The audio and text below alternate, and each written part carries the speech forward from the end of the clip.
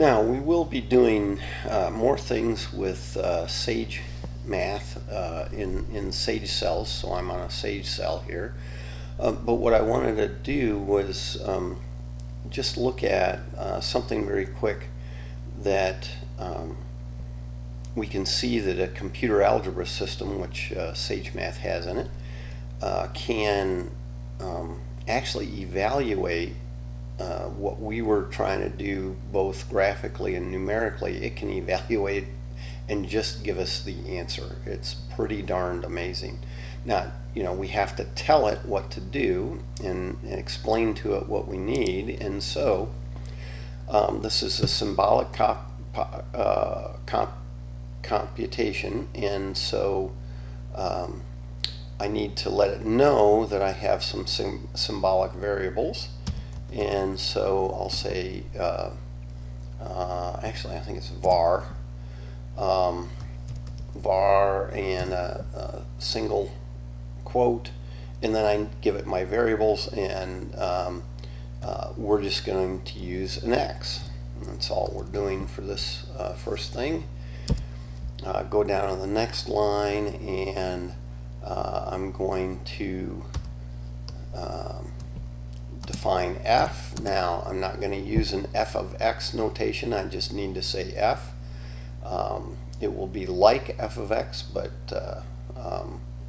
in the case of telling Sage how to do things, we just want to say f equals, and we have 1 plus 1 over x to the x, just like we've had previously. So we have that. Now, what I'm going to do is tell it to look at the evaluation of this thing all the way out at infinity. We're going to make x so large that we go to infinity. And so to tell it that, and if I get it wrong, I can go look at a help page, but I think it's, I tell it I want the lim. We're going to be in chapter 1, we're going to be looking at limits, and so this is just shorthand for limit. Lim, and I want my expression is f, and I want to look at x equals infinity. Now I could write the word infinity, or I can use two O's, two lowercase O's, to make it look like infinity, and Sage Math knows what I'm talking about.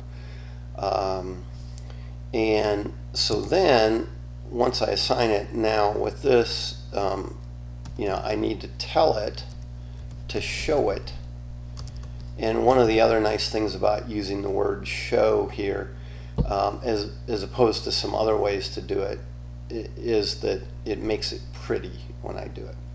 So let's see if this works. If it doesn't, well, we'll fix it. And it will tell us that it didn't like it, and so it's not a big deal. Okay, so I think this is the way I do it, and so here I say evaluate, and there we go, and it just gives a nice little answer, E, the number E. Okay, and I can do something else. Remember, we were somewhere around 2.7 something, so if I then say show L, and I say dot N, what this does is it gives me a decimal equivalent, or at least estimate, to as many decimal places as it will go of that number E. And so I evaluate that and wait for it, and there we go, 2.718. So we weren't too bad. We were somewhere around 2.717 by the time we got to 1,000. We needed to go a bit further to get to the 2.718, and but you see, oh, I just realized, I was always thinking E was 2.71818, but no, it's 2.7182818.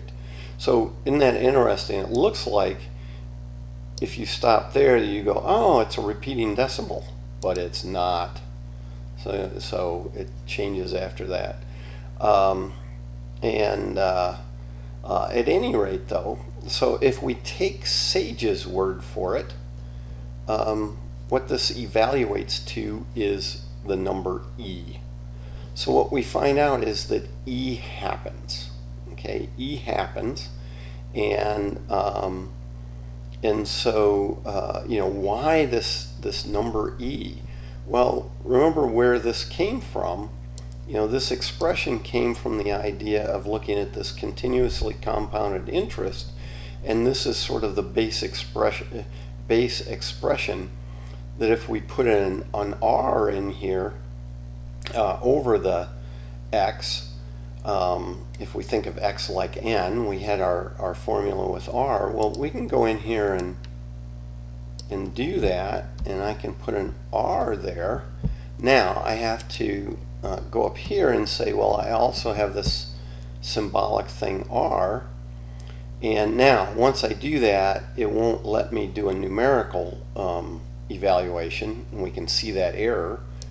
So we'll get an error, and you can see that, it can look really bad. See, whoa, all that. But you get down to the bottom, it says cannot evaluate symbolic expression numerically. Nope, can't, because it was e to the r. I don't know what that, until you tell me what r is, I don't know what that is. But so we get this r, and now I can, without erasing that, I can just put a pound sign or a hashtag, as you might call it, in front of that to make it a comment. And so now if I evaluate, it will just give me the e to the r and nothing else, because it doesn't have an error, because it didn't try to execute that statement. So we see with that r in there, this is e to the r, and so if I go a little bit further and say, oh yeah, we wanted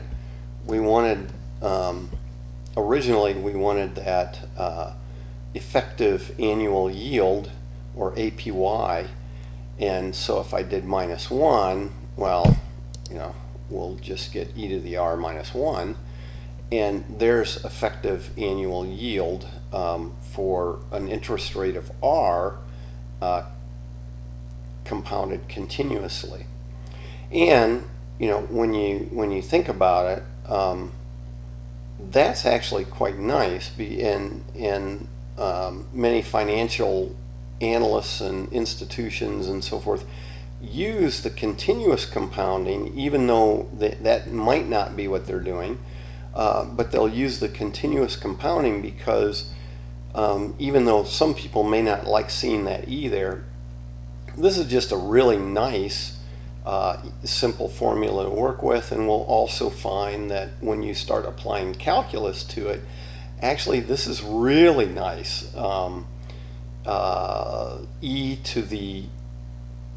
to a variable like this exponential function where the base is e, that is a very nice function to work with in calculus, we'll find. And so, as it turns out, not only does that number e kind of come up relatively naturally in finance this way when we go to continuous compounding, but it turns out it's a nice base to work with. It's a nice type of function to work with, much better than dealing with a function that looks like that.